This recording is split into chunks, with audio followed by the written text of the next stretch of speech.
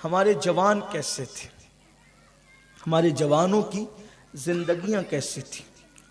ہوا کچھ یوں کہ سیدنا فاروق اعظم کا دور خلافت ہے، اور فاروق اعظم رضی اللہ تعالیٰ کے دور خلافت میں رومیوں سے جنگ ہوئی ہے، جنگ چھڑ گئی ہے رومیوں سے۔ اس میں اتفاق ایسا کہ 3 سگے بھائی رومیوں سے جنگ کرتے پکڑے گئے، اور جب وہ جنگ کرتے ہوئے پکڑے گئے تھے بڑے خوبصورت۔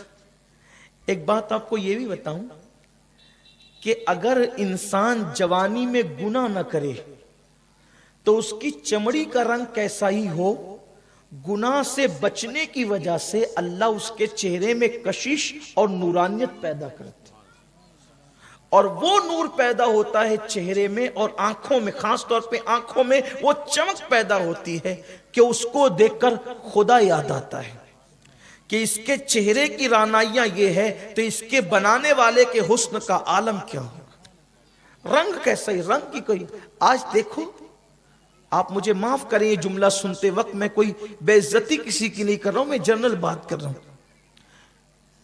آج مسلمان لڑکوں کا چہرہ دیکھ کر سمجھ میں نہیں آتا، اگر پہچان جان کچھ نہیں ہے کہ مسلمان ہے یا کافر ہے، سمجھ میں نہیں آتا، جبکہ مسلمان اپنے چہروں کی چمک سے پہچانے جائیں، مسلمان اپنے چہروں کی نورانیت سے پہچانے جائیں۔ ایسے سونے سونی آنکھیں، ایسے اترے اترے چہرے لگتے ہیں جیسے بیچارہ ابھی 4 گھنٹے کسی کی میت پہ رو کر آیا ہے، یہ حالت ہے۔ ورنہ جوانی یہ تھی کہ پھولوں کی طرح کھلتے تھے، حسن یہ تھا جو دیکھے فدا ہو جائے، شیدا ہو جائے۔ کہاں گیا وہ حسن؟ اس لیے کہ حسن انسان اچھے قیمتی صابن سے منہ دھوئے اس سے حسن نہیں ملتا، وہ گھنٹے 2 گھنٹے کا حسن ہے۔ میرے امام فرماتے ہیں ماہ مدینہ اپنی تجلی عطا کرے، یہ ڈھلتی چاندنی تو پہر 2 پہر کی ہے، یہ چاند کی چاندنی تو پہر 2 پہر کی ہے۔ مدینے والے کی جو تجلی ہوتی ہے انسان دنیا میں بھی چمکتا ہے، قبر میں بھی چمکتا ہے، میدان محشر میں بھی یوں چمکے گا جیسے 14ویں رات کا چاند چمکتا ہے۔ نیکی کی چمک یہ ہے، کوئی نیک بن کر تو دیکھے، لیکن صرف داڑھی ٹوپی والا نیک میں اس کو نیک نہیں سمجھتا، جو صرف داڑھی ٹوپی والا نیک ہو نہ، جب تک کہ دل نیک نہ ہو نہ داڑھی نیک بنا سکتی ہے نہ ٹوپی نیک بنا سکتی ہے۔ تقوی ہاں ہونا، تقوی یہاں ہے، لوگوں کے درمیان رہو تو بھی اللہ سے ڈرو، اکیلے میں رہو تو بھی اللہ سے ڈرو۔ اصل تقوی یہ ہے، اصل پرہیزگاری یہ ہے۔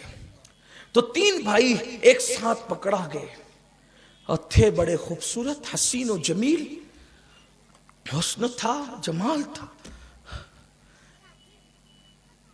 اب ان تینوں کو پکڑ کے روم کے بادشاہ کے دربار میں لایا گیا، اور تینوں کو پکڑ کر جب روم کے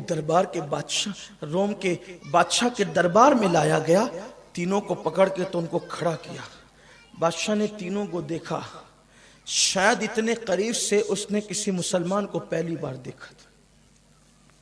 اس نے دیکھا، اور دیکھنے کے بعد اپنے وزیر سے مشورہ کیا کہ اگر ان تینوں کو ہم خرید لیں، ان تینوں کو اگر ہم خرید لیں تو دنیا بھر میں ہم پروپیگنڈا کریں گے کہ اگر اسلام حق ہوتا، اگر اسلام سچا مذہب ہوتا تو یہ اسلام کیوں چھوڑتے؟ اسلام میں کوئی معاذ اللہ حقانیت نہیں تھی، اس لیے یہ 3 لوگوں نے اسلام چھوڑ دیا۔ اب بادشاہ مخاطب ہوا ان تینوں مسلم جوانوں سے، دربار ہے کس کا؟ بادشاہ کا، کوئی رشتہ دار نہیں، کوئی حامی نہیں، کوئی حمایتی نہیں، کچھ نہیں، تینوں بھائی کھڑے۔ ایسے میں بادشاہ کہتا ہے اگر تم محمد عربی کو چھوڑ دو، دامن محمد عربی روح فدا صلی اللہ علیہ وسلم چھوڑ دو، تو میں اپنی آدھی سلطنت کا مالک تم تینوں بھائیوں کو بنا دوں گا۔ بولو چھوڑ کر عیسائی بننے کے لیے تیار ہو تم؟ ان تینوں نے کہا بڑی سستی قیمت لگائی ہے تو نے ہمارے ایمان کی. اگر تو پوری دنیا کی سلطنت بھی دے کر اسلام اور دامن محمد عربی چھوڑنے کی بات کرے گا تو ہم دنیا کی سلطنت کو جوتے کی نوک پر رکھتے ہیں، اس لیے کہ اس سے زیادہ قیمتی ہمارے نزدیک دامن مصطفیٰ صلی اللہ علیہ وسلم ہے. ہم نہیں چھوڑ سکتے. یہ جواب تھا. اور آج کا مسلمان کوئی بادشاہ نہیں کہنے آ رہا ہے کہ آدھی سلطنت لے لیں.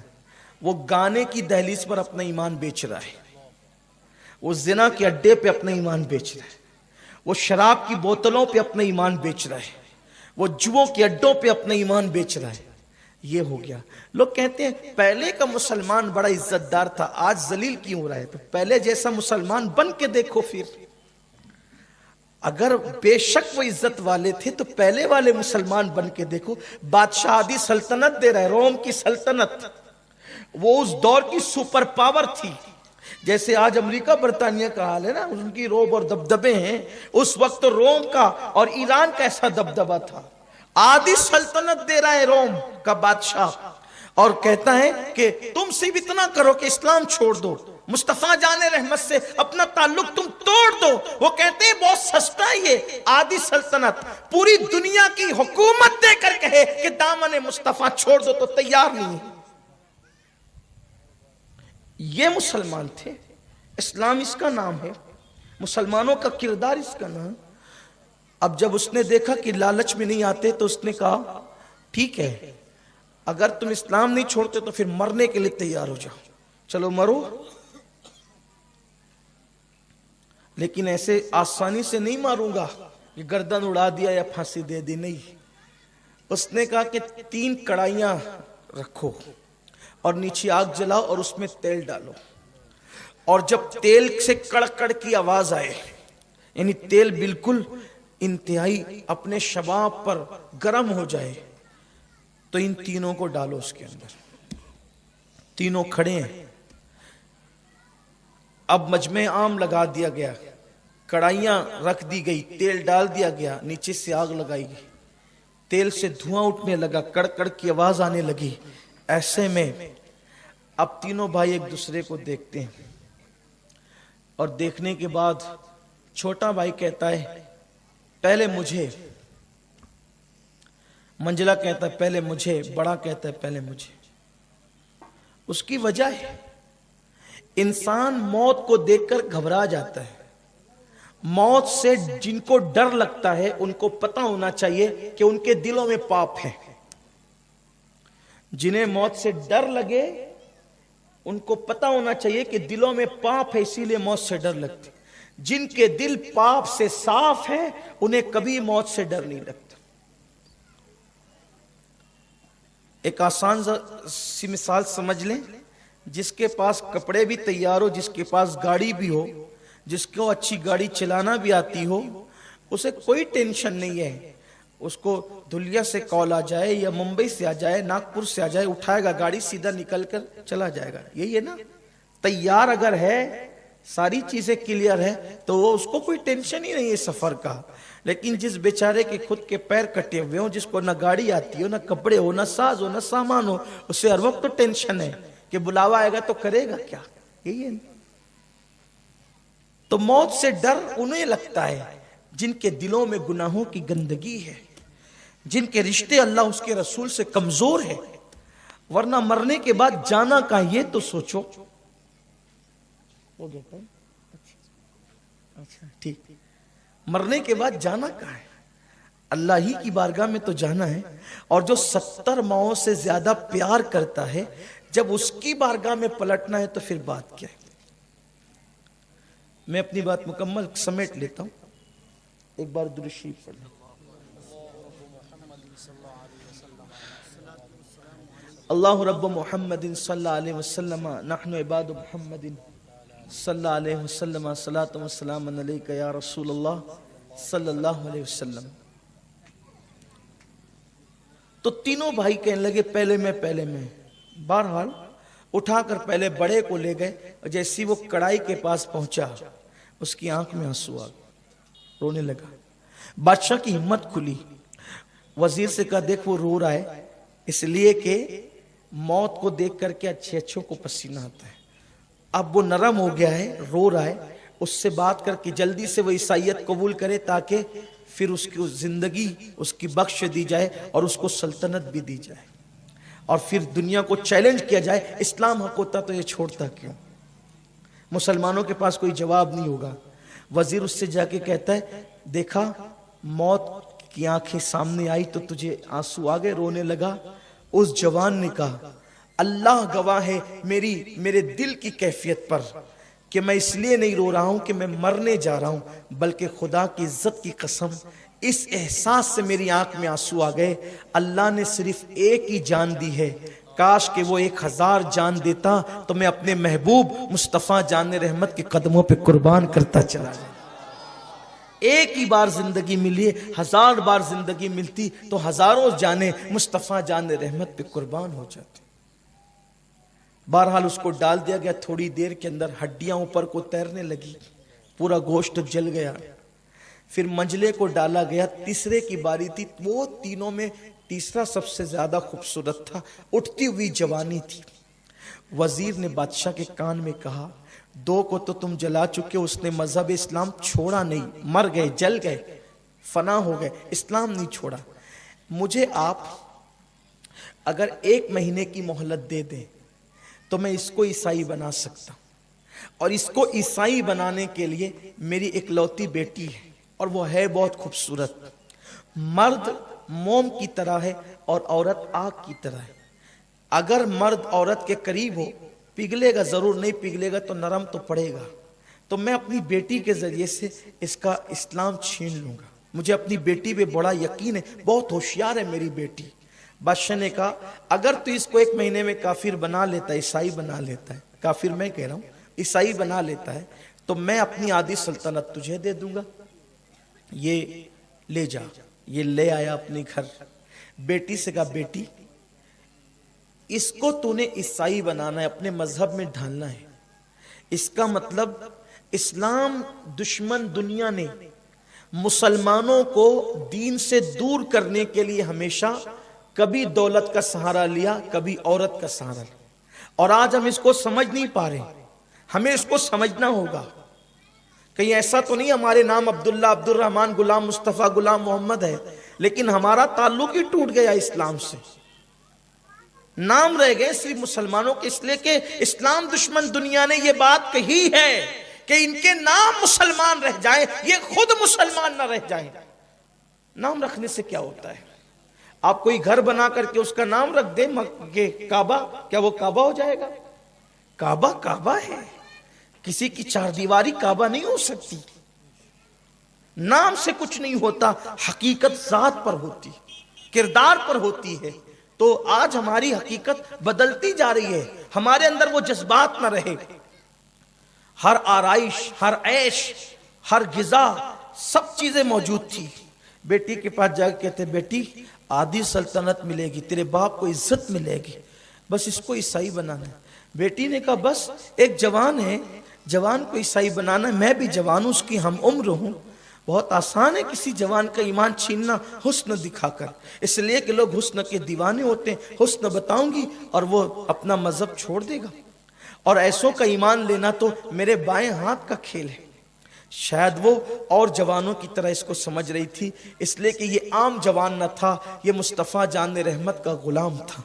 दीवान गाने इश्क मोहम्मद को देखकर घबरा गई है गर्दिशे दौरा, कभी कभी गर्दन में हार डाले हैं माहो नुजूब ने, गुजरा है इन हदों से मुसलमान कभी कभी। यहाँ तो हाल ये बाइक चलाएंगे तो चक्कर मकर देखेंगे, हाल ये है बैठेंगे तो आवारा गर्दी करेंगे।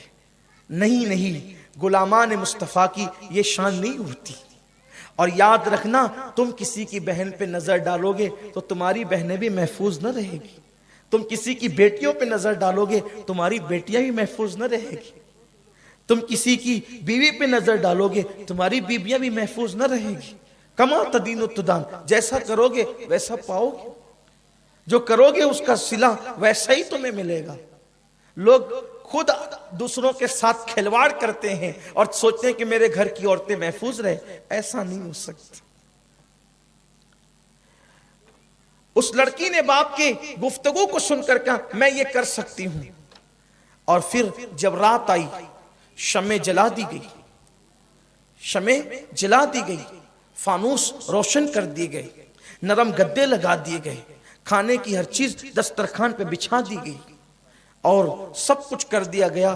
جیسے یہ لڑکی چپکے سے اور خاموشی کے ساتھ اس کمرے کے اندر داخل ہوئی تو اس نے کیا دیکھا کہ وہ نوجوان جو ہے وہ نماز میں مصروف ہے، عبادت میں مصروف ہے اور وہ عبادت کر رہا ہے.